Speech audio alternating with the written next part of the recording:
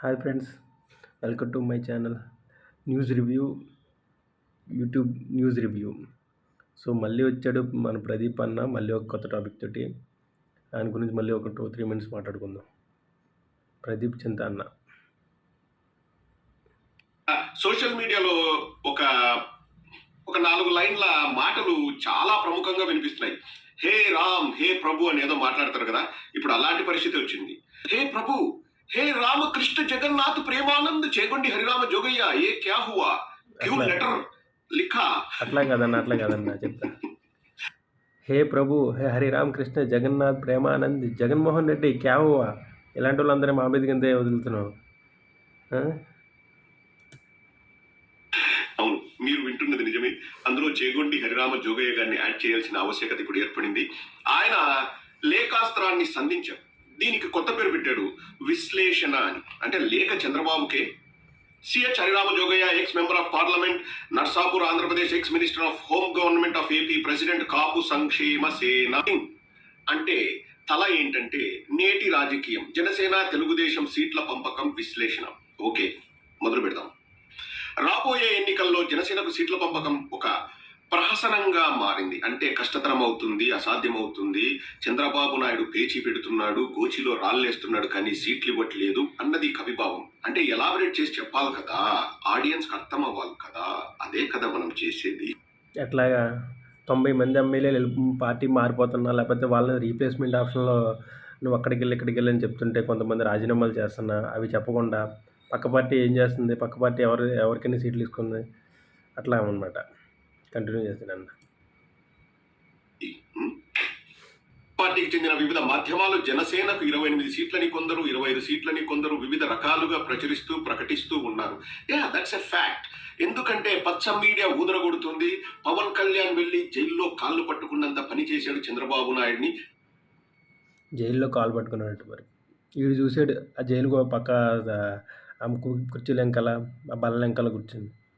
YCP వాళ్ళు ప్రతిదీ అక్కడ ఏం జరుగుతుందో, చంద్రబాబు నాయుడికి పవన్ కళ్యాణ్ గారికి మధ్యలో ఏం జరుగుతుందో అన్నీ కూడా బల్లలెంకాల ఆ బాత్రూమ్ కడుగుతా వీళ్ళు చూస్తూ ఉంటారు. అసలు ఏం జరుగుతుందంటే జనాలు గడపకి జగనన్నాన్ని తీసుకెళ్తే మెట్టుతో కొట్టారు. మళ్ళీ ఇప్పుడు ఓట్లు ఆడడానికి వెళ్తే ఇంకేమంటారు అని చెప్పేసి పార్టీలో ఉన్న వాళ్ళందరినీ మార్చి చూపుతున్నారు పక్క నుంచి. అవి పట్టించుకోరు. మధ్యలో ఈ జనసేన ఏం చేస్తుంది, చంద్రబాబు నాయుడు ఏం చేస్తున్నాడు, అవి కావాలి వీళ్ళకి. చంద్రబాబు నాయుడు మొహం అలా తిప్పుకొని సరే పో బతుకుపో అన్నట్లు నీతో పొత్తు పెట్టుకుంటా పో అన్నాడు అని చెప్పేసి పచ్చ మీడియా ఊదర గొట్టి గొట్టి గొట్టి చంపుతుంది. మహాన్యూస్ వంశీగా చెప్పాడు 28 సీట్లు కన్ఫర్మ్. ఆ 28 సీట్ల ప్రతిపాదన కూడా వంశీ చెప్పాడు. కావాలంటే ఒక 2 రోజులు 28 కాస్త 8+2 10 లేకపోతే ఫస్ట్ లోనే చెప్పాడు. ఏ హరిరామకృష్ణ జగన్నాథ్ ప్రేమానంద్ హరిరామ జోగయ్య ఏ క్యా హువాచుకోగలిగి 23 సీట్లనే గెలుచుకోగలిగింది తెలుగుదేశం. అది ఫ్యాక్ట్. పచ్చ మీడియా వాళ్ళకి అది నచ్చదు, కానీ that is fact. It's history can be erased. 6.9% ఓట్లు తెచ్చుకున్న, 1 సీటు మాత్రమే గెలుచుకున్న తెలుగుదేశం జనసేన కలిసి పోటీ చేసి ఉంటే తెలుగుదేశం జనసేన కూటమి 61 సీట్లు గెలుచుకుని ఉండేవని లెక్కలు చెబుతున్నాయి. ఈ లెక్కలు ఎక్కడి నుంచి వచ్చినాయో నాకు అర్థం కావడం లేదు. కానీ ఆ లెక్కలు ఎక్కడి నుంచి వచ్చినాయంటే మన బులుగు పార్టీ ఇప్పుడు మీటింగ్లు పెట్టినా కానీ 175 అని ఎక్కడి నుంచి వచ్చినాయో ఈ లెక్కలు కూడా అక్కడి నుంచి వచ్చినాయి అన్న. అర్థం చేసుకోరు చెప్తుంటే. మళ్ళీ ఇలా అయితే ఎలాగన్నా క్యా హువా జగన్మోహన్ రెడ్డి, కొద్దిగా చెప్పు ముందు. 170 లెక్కలు ఎక్కడి నుంచి వచ్చినాయో వాళ్ళు కూడా అక్కడి నుంచి వస్తాయని చెప్పు. వాళ్ళిద్దరూ కలిసి పోటీ చేసింటే ఆ 24 అంటే 23+1 కాస్త 61 సీట్లు అయ్యేటువంటి. ఇంకా పెద్ద ఆయన ఎక్స్పీరియన్స్ ఉంది, X home minister, X member of parliament, వారు చెప్పింది మనం విందాం. అంటే రాబోయే ఎన్నికల్లో జనసేన సపోర్టుతో తెలుగుదేశం జనసేన కూటమి వైఎస్ఆర్ పార్టీని ఓడించగలిగి అధికారం చేపట్టడం అతి సులువు అన్నది స్పష్టమవుతూ ఉన్నది. ఇది కొంచెం అతి అన్నది స్పష్టమవుతూ ఉన్నది. అతి సులువు అంట ఏమో పెద్ద అయినా ఇంకా మనం ఎక్కువ మాట్లాడుకుంటూ అతి సులువు అయిందా ఎంత అంటే అంత ఒక పక్క నుంచి ఒక ఎమ్మెల్యేలు అందరూ జారుకుంటున్నా ఇంకా పార్టీ ఎక్కడ ఉంది, ఆ పార్టీకి జాకీలేసి లేపుతున్నాం. ఇలాంటి అతి పెద్ద పేటీఎంస్ అంతా ఎందుకులే, ఎమోషనల్ అవుతుంది బాగా. నేను కూడా ఎమోషనల్ అవ్వాలి కదా మరి నేను. సో అట్లా అనమాట. చూద్దాం. What can be same. ఆయన పాపం మిడ్ 80s ఉన్నారనుకుంటా. We respect. జనసేనకు స్థానికంగా ఓటర్ల బలం ఉండి పోటీ పెట్టగల బలమైన అభ్యర్థులున్న అసెంబ్లీ నియోజకవర్గాలు 57 ఉన్నమాట నిజం. ఎక్కడండి హరిరామ జోగి? ఇంకా ఎంత సైలెంట్ గా, ఎంత కామ్ గా, ఎంత మంచిగా చెప్పాలన్నా మధ్య మధ్యలో నవ్వు వస్తుంది. ఇంకేం చేయాలి చెప్పండి? మ్యాటర్ అట్టుంటది. నవ్వుతే ఏమో ఒక బాధ, నవ్వకపోతే ఒక బాధ. నవ్వుతే వాళ్ళు హర్ట్ అవుతారు జన సైనికులు, నవ్వకపోతే మీరు ఫీల్ అవుతారు. అసలు నవ్వకపోతే నువ్వు వీడియో చేయకపోతే నాకు పేటీఎం డబ్బులు రావు, ఆ బాధ. అందుకని ఏం కాదు, ఆ పేటీఎం డబ్బులు రావాలి, అది ఆ బాధ తప్ప. నేనేం చేయాలి మధ్యలో? హే రామ్, హే కృష్ణ జగన్నాథ్ ప్రభు ప్రేమానంద్ హరిరామ జోగయ్య. ఏంటి జగన్మోహన్ రెడ్డి క్యావా 57 సీట్లు ఏడా అభ్యర్థులు ఉన్నారు? బలమైన అభ్యర్థులు అంట.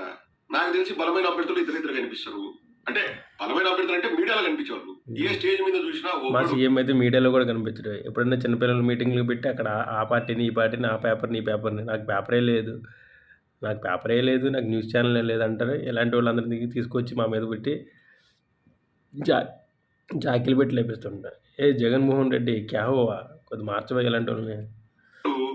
పవన్ కళ్యాణ్ 2 నార్త్ ఇండ్ల మనోహర్, ఇంకా 3వ వాడు అప్పుడప్పుడు వచ్చిపోతుంటాడు.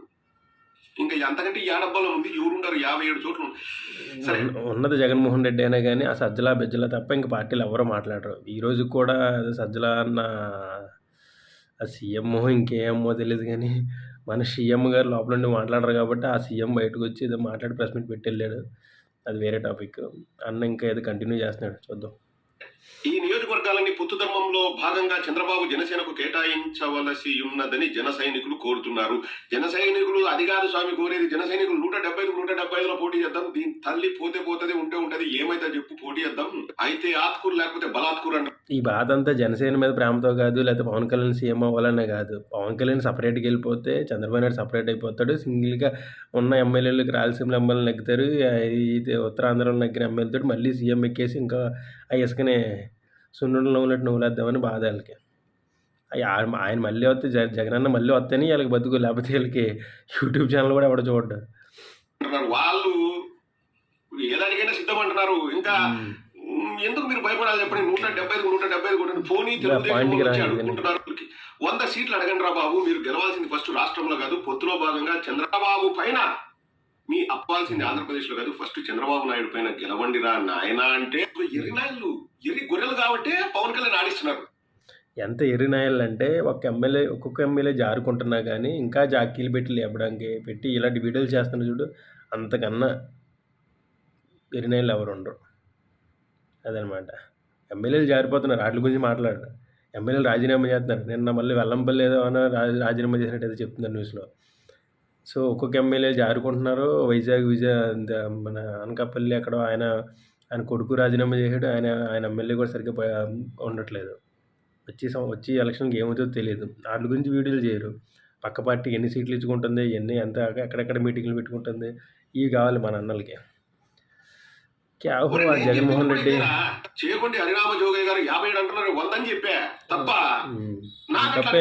పవన్ కళ్యాణ్కి ఇప్పుడు అప్పటికంటే ఎవరు నమ్మరు. అమ్మకు వందనం అంటే నీకు దండం సరిపో. Is a dirtiest politician in India అని కేసీఆర్ అన్నాడు ఆంధ్రప్రదేశ్ ప్రజలు. అది అందరికీ తెలుసు.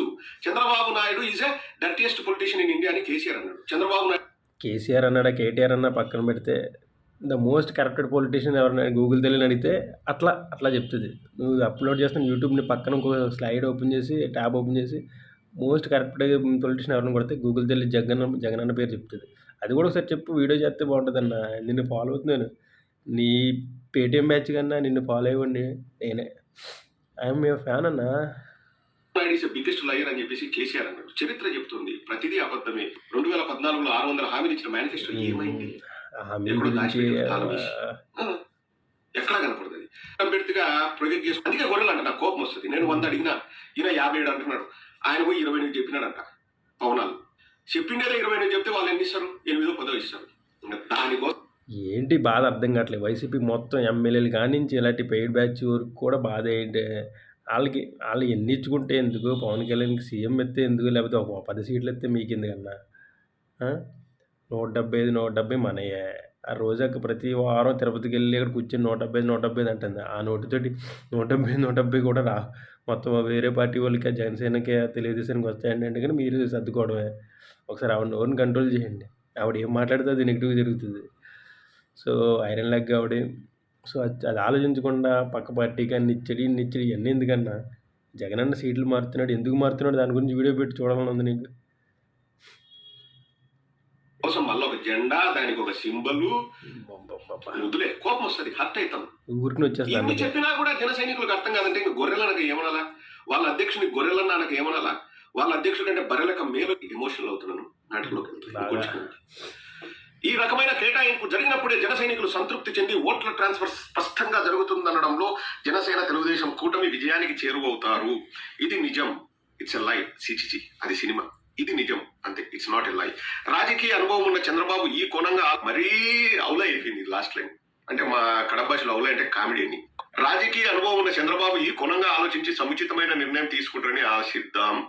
చంద్రబాబు నాయుడు నిర్ణయాలు తీసుకునేది నాకు మేలు జరుగుతుందా, నా కొడుకు మేలు జరుగుతుందా అని తప్పితే పక్కవాడికి మేలు జరుగుతుందని నిర్ణయాలు తీసుకుంటే అప్ప చంద్రబాబు ఎందుకు అవుతాడు? జోగయ్య గారు, మీకు తెలియందని చెప్పండి.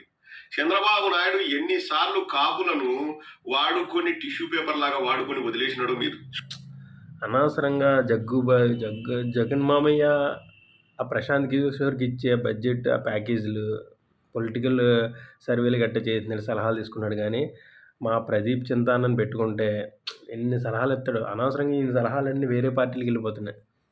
వేరే పార్టీ వాళ్ళకి, హరిరామ్ జోగయ్య గారికి, అలాంటి వాళ్ళందరికీ ఇచ్చేస్తాను ఫ్రీగా. అదే జగ్గన్న,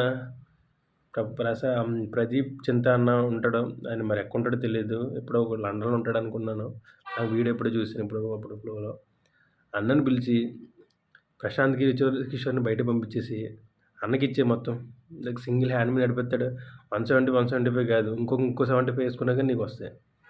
అది మరి ఈరోజు అన్న మన నవరత్నాల సిరీస్లో పార్ట్ 2 చింతాన్న కోసం కాదు, రాజకీయాల కోసం చింతాన్న ఇన్స్పిరేషన్ మాకు. బాయ్.